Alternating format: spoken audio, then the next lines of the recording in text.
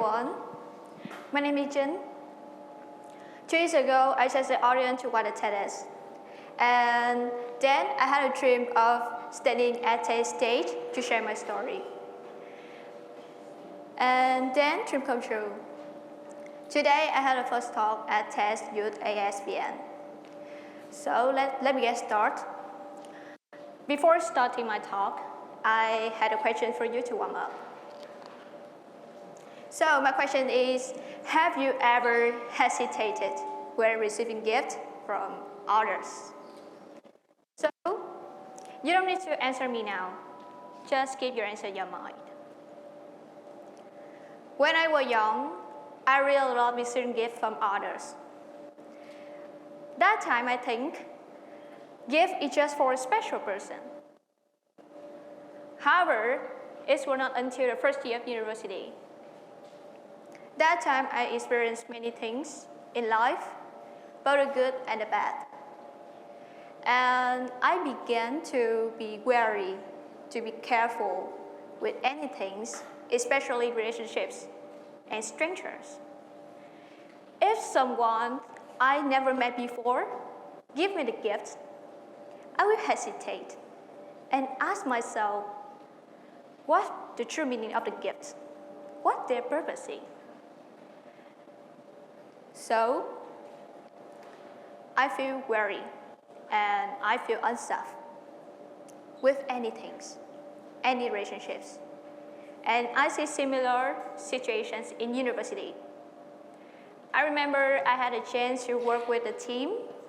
My first impression with that team that they are enthusiastic, energetic, and a little bit talkative. Their conversation just focus on them. Never end until I appear. When I start to talk something to them, they just answer me 1 or 2 sentences, and the end. I always end that as their conversations, and that's their problems. I realized that, and I try to get and go with them because I never met them before. So I try to communicate some things. However, it is in vain. From this thing, I finally find the answer for that. I observed them in many subjects, and I realized that they just work, play, and study in their room. They never welcome a new person. If someone they never met before comes to them, study and work with them, that person will be ignored in that team. And it's really hard for them and that person to get on well with. And that's their problems. So, after all, I realized a thing.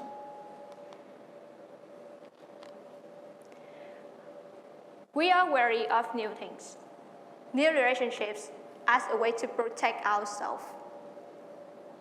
I call this era an era of distrust. Whatever happens, any relationships, new person come to us. People have questions for that, give the reason for that, and try to answer that. And I also give the reason and ask many questions for myself. So I wonder, where does that recursion come from? Is it come from external factors? I take this question to ask many friends, to ask many persons I know. And I got the best answer from my best friend. His name is. He answered me that everything happening to us come from our thought. I thought a lot of it. And I learned a thing from that answer. Our thoughts is such a dangerous thing. It's our thought that make us think, write many scripts in our mind, and predict many situations that we don't make sure is true or false. Let me show you a reality check. On a beautiful day, you met a person. That person has a good looking, had a shining smile, treat with others so nice. And they make your heart vibrated day by day. Everyone admire them too much. And until a day, you realize you have a feeling with that person. You start to observe to see what they will do next. And then you embark on this situation, you embark on this emotion. And that time, your emotion is more and more sensitive. Everything they do, they just spend time testing to you, treat you a little bit nicer than others. Or post on Facebook, write some post or picture on Instagram. Everything. You have a feeling. They also like you. And you feel that they like you. So that's a point that you set the expectation. You expect you and they will no longer friendship. Your relationship is more higher than friendship. And you expect you and they will be a couple in the future. However, these expectations make you more and more exhausted, tired, because you wait a long time. And you focus on this situation, this relationship too much. It's burned your energy. Therefore, because you're tired, you can't stand with this situation. So you try to answer that. Your belief is shaken, and you ask yourself, do they like you or not? These are hard questions. Instead, you take this question to ask your crush, the person you like. No, you take these questions to ask your friends. And ask your friends some advice. Some friends will advise you need to wait. Small rain lays great dust. However, some friends will advise you need to move on. You need to find another opportunities. All the advice is 50-50. And all of them is make your mind like a mess. Because you set the expectation that is too high to turn back. That is too high to stop. People have their own ambitions.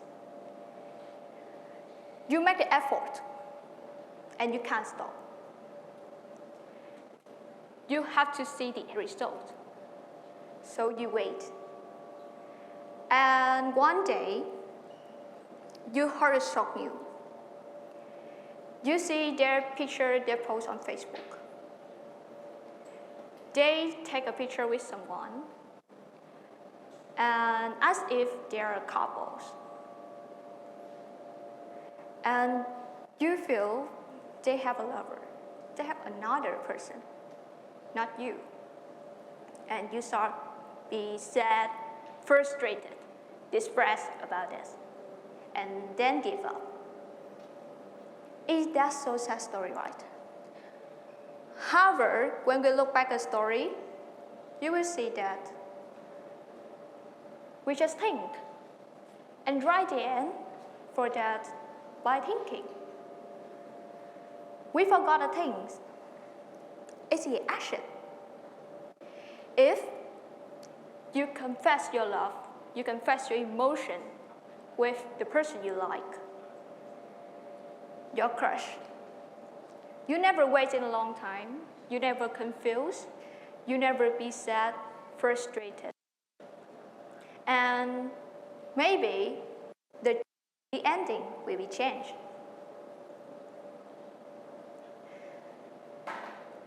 Instead thinking too much, why don't we symbolize it? After all, it's our thought that make our relationships and yourself more and more complicated in this situation. And it can be make you regret in the future if you can't control what you think. From this thing, let's symbolize how the way you see the relationships. It's a chance for you to approach, to open mind, and to learn to love and enjoy that relationships. You know, any person you meet in life have a meaning, have a lesson, and you have to learn that lesson. When you look back, your old friends or old person you met in life, you will see that you have a lesson, and they teach you something. Even though they are good or bad, they live or stay, or they hurt you in the past, or they treat you so nice. At present, they always give you a gift, and you always receive a gift from them. It is the best memory or just a lesson. So, before ending my talk, I have a question for you. I have a question for you. You can see these questions as an extra homework.